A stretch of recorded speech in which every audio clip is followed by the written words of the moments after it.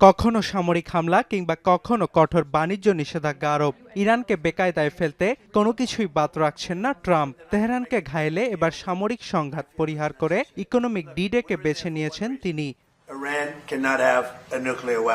গেল ১৯ আগস্ট ইরানের অর্থনৈতিক ভিত ভাঙতে দেশটির ওপর কঠোর বাণিজ্য নিষেধাজ্ঞা আরোপ করেন ট্রাম্প। তবে এতেও সন্তুষ্ট নন তিনি। এক পোস্টে মার্কিন অর্থমন্ত্রী স্কট বেসেন্ট দাবি করেন, শেষ পর্যায়ে পৌঁছেছে ইরান যুদ্ধ। তেহরানের অর্থনীতির প্রতিটি লাইফলাইন ছিন্নের পাশাপাশি দেশটির ওপর আরও কঠোর থেকে কঠোর বাণিজ্য নিষেধাজ্ঞা আরোপের হুমকিও দেন তিনি।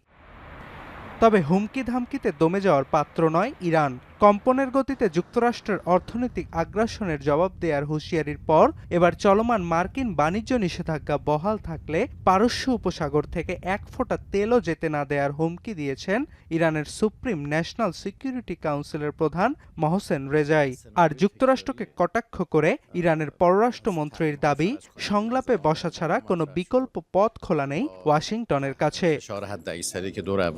مطرح شد تا الان تحریم‌های خردکننده اینا همه با عناوین مختلف مطرح میشه. همون قلدری همیشگی هست که ما در سیاست‌های آمریکا دیدیم. به تعبیر یه فیلم تکراری هی دوباره پخش می‌کنن. ما کاملا از حفظیم. এদিকে হরমুজ ইস্যুতে অনড় অবস্থানে ইরান।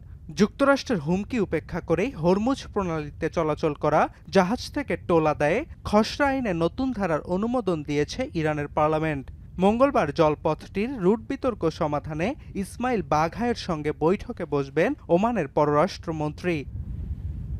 অন্যদিকে ট্রাম্পের ছেলে ব্যারনকে অনলাইন অফলাইনে নজরবন্দি করার উপায় নিয়ে প্রতিবেদন প্রকাশ করেছে ইরানের রাষ্ট্রীয় টেলিভিশন। ৩ মিনিটের প্রতিবেদনে ব্যারনের অনলাইন কার্যক্রম ও তার আশেপাশের ব্যক্তিদের ছবি ব্যবহার করে কিভাবে ব্যারনের কাছে পৌঁছানো সম্ভব তা তুলে ধরা হয়েছে। এছাড়াও ব্যারনের মাথার দাম হিসেবে $1 কোটি পুরস্কারও ঘোষণা করা হয়েছে।